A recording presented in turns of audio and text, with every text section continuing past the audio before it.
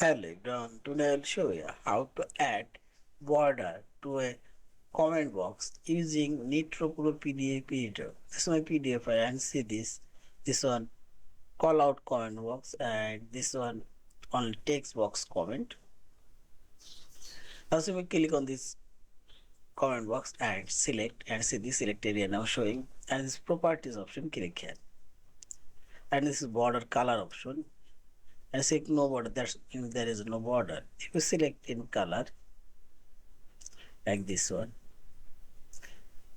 and this border thickness increase as in this border not showing and border opacity you can decrease or text box opacity and see this one.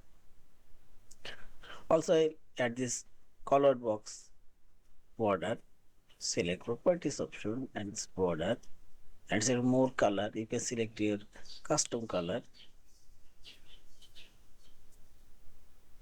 this one and okay, and border not showing and border thickness and see this. In this way you can add border to your comment box. Yeah, and finally select this file option, save or save as a PDF file. Thank you for watching. Please subscribe, like, share and comment.